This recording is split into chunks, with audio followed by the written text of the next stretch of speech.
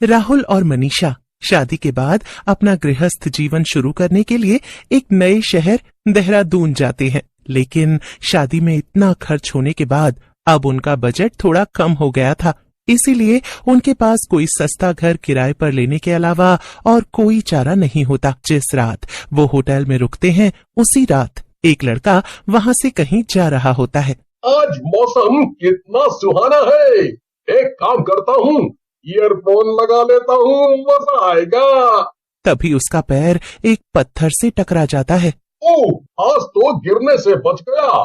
तभी वहाँ एक और लड़का जा रहा होता है, वो भी उस पत्थर से टकराकर गिरने ही वाला होता है कि तभी प्रवेश उसको पकड़ लेता है। हाय साहब, आराम से, यहाँ से मैं भी गिरने वाला था। जब वो लड़का अपना मुंह ऊपर करता है तो वो एक भूत होता है और वो उस पर हमला कर देता है।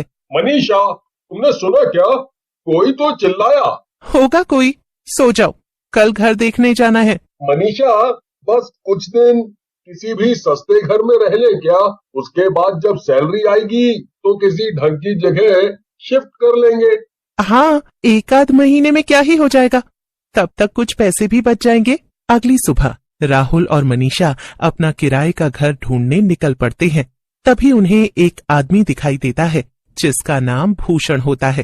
जी, क्या आप हमारी थोड़ी मदद कर सकते हैं? हम इस शहर में नए हैं और हमें एक घर चाहिए, बस 1-2 महीने के लिए, किराया थोड़ा सस्ता हो बस। जी साहब जी, घर तो देखो मैं आप लोगों को दिखाई देता हूँ, पर क्या? बस 1-2 महीने की ही बात है। पर फिर आप मुझे मत बोलिएगा। समझ सकता हूँ, घर की स्थिति सही नहीं है, इसीलिए बोल रहे हो ना? लेकिन भूषण कुछ नहीं बोलता और वो उन्हें एक फ्लैट में लेकर जाता है। फ्लैट बहुत ही सुंदर होता है। भाई साहब, हमने आपको कुछ सस्ता दिखाने को कहा था, ये तो बहुत सुंदर है, ये हमारे बजट में नहीं आएगा। मेम साहब, यही तो है सस्ता फ्लैट, मात्र 3000 में। इतना सुंदर घर और इतना कम किराया, ये सुनकर तो राहुल और मनीषा दंग रह जाते हैं और बिना एक बार सोचे घर लेने को हाँ बोल देते हैं। हम आज ही यहाँ आ रहे हैं, फालतू होटल में पैसे कौन दे? जी साहब, जैसी आपकी इच्छा, मैं चलता हूँ। शाम होते होते राहुल और मनीषा अपना सारा सामान लेकर अपने नए घर में आ जाते हैं। वहाँ एक पुराना ड्रम होता है। मनीषा, देखो ये ड्रम है इस घर में, इसका क्या करूँ? बस पुराना ही तो है, रख दो, किसी काम आ जाएगा।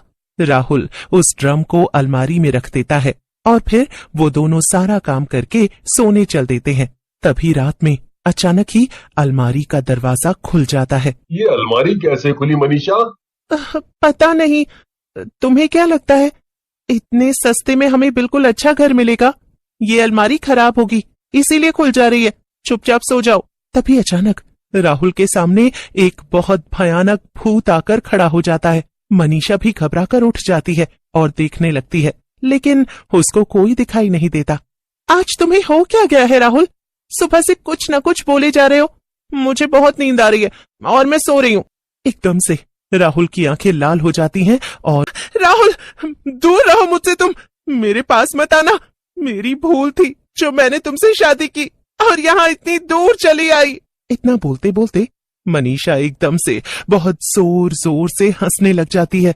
उसकी आंखें भी लाल हो जाती हैं और वो आदमी की आवाज, मैं तुम्हें मार डालूंगा। तो मनीषा तुम्हें? मैं कोई मनीषा नहीं हूँ, आज तो तू गया। जैसे ही वो राहुल पर हमला करती है, राहुल बहुत तेज चिल्लाता है और मनीषा भी चिल्लाने पर होश में आ जाती है। ये क्या हो रहा है राहुल हमारे साथ? और एक भयानक भूत उनके सामने आ जाता है। मैं भी देखता हूँ कितने दिन तुम दोनों यहाँ जिंदा बच पाते हो। इतना बोलकर वो भूत एकदम से गायब हो जाता है। राहुल, हम बेकार घर में रह लेंगे, लेकिन इस घर में नहीं रह सकते हम, हमें जाना होगा यहाँ से। मैं सुबह होते ही बात करता हूँ उससे, कंगाली में आटा गीला हो गया। सुबह होते ही दोनों भूषण के पास जाते हैं, लेकिन भूषण उन्हें नहीं मिलता। हाँ, ये भूषण जाने कहाँ रहता है, हमने उससे कुछ नहीं पूछा और पैसे भी दे दिए। देखो राहुल, मैं अब एक रात भी वहां नहीं रह सकती। वो भूषण जाए भाड़ में। मुझे बहुत डर लग रहा है। हम अपना सामान लेते हैं और चलते हैं आज ही। लेकिन मनीषा, भूषण को क्या हम एक दिन के 3,000 दे दें? अभी वैसे ही पैसे नहीं हैं। तभी वहां से एक आदमी जा रहा होता है। वो दोनों पति पत्नी को लड़ते हुए सुनता है। जी माफ कीजिए, लेकिन क्या कहा आपने? आपको उससे क्या लेना देना? हम वैसे ही बहुत परेशान हैं। आप मुझे बताएं तो शायद मैं आपकी कोई मदद कर पाऊं। रुको ना राहुल, क्या पता वो सच में हमारी कोई मदद कर दे। तुम्हें एक बार धोखा खाकर समझ नहीं आया मनीषा? वो भूषण भी हमें ऐसे ही मिला था ना, और आज देखो हमें रोड पे पागलों की तरह उसको ढूंढ रहे हैं। मनीषा फिर भी राहुल की बात अनसुनी कर उस अनजान आदमी से बात करने लगती है। जी, हम अपने मकान मालिक को ढूंढ रहे हैं। जी अच्छा, क्या नाम बताया आपने उनका? वो सुंदर घर वाला भूषण? आप भी उसके झांसे में आ ही गए ना? मतलब आज तक जो उस घर में गया है कभी वापस नहीं आ पाया, और भूषण तो 8 साल पहले ही मर चुका है सर। ये बात सुनकर दोनों दंग रह जाते हैं और चुपचाप अपने घर चले जाते हैं। कुछ तो होगा जिससे हमें इस भूत से छुटकारा मिले। तभी हवा तेज हो जाती है। वो ड्रम बाहर निकलता है और वही भयानक भूत गुस्से में आकर दोनों का गला दबाने लगता है।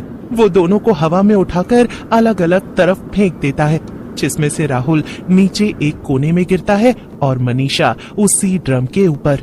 मनीषा के ड्रम पर गिरते ही भूत थोड़ा सा हिल जाता है। मनीषा उस ड्रम को देखती है, उस ड्रम को खोलती है तो उसमें भूषण की तस्वीर, कुछ कपड़े और एक चिट्ठी होती है। मनीषा भूत से बचते हुए वो चिट्ठी पढ़ती है। चिट्ठी में लिखा होता है, ये ड्रम और इसमें रखी ये तुम्हारी आखिरी निशानी है भूषण, लेकिन अब मुझे ये घर छोड़कर जाना पड़ेगा। लेकिन हमारी यादें हमेशा यही रहेंगी। तुम्हारे जाने के बाद मेरे पास इस घर को बेचने के अलावा अब कुछ नहीं है। तुम्हारी पत्नी सुधा। अब मनीषा को सारी बात समझ आ जाती है। भूषण रुको, तुम ऐसा नहीं कर सकते हो। मैं ये ड्रम फेंक दूंगी अगर तुमने एक और बार हाथ लगाया राहुल को तो। राहुल अपनी पत्नी को देखता रह जाता है कि वो इतना प्यार करती है उससे। वो कभी नहीं चाहती होगी कि तुम ऐसे लोगों को परेशान करो। माना कि तुम्हारे जाने के बाद तुम्हारा बनाया ये घर भी चला गया, लेकिन ऐसे कब तक चलेगा? अब तुम्हें जाना ही होगा। मनीषा इतना बोलकर ड्रम के अंदर एक माचिस की तीली फेंक देती है और ड्रम जलने लगता है। तुमने मुझे मुक्त किया है, आज से ये घर तुम्हारा। और मेरी सुधा, तुम तो बहुत बहादुर निकली, मेरे लिए भूत को भी हरा दिया। बस बस, ज्यादा फिल्मी मत हो, बहुत काम है अपने नए घर में करने को। दोनों खुशी खुशी अब उस घर में रहने लगते हैं।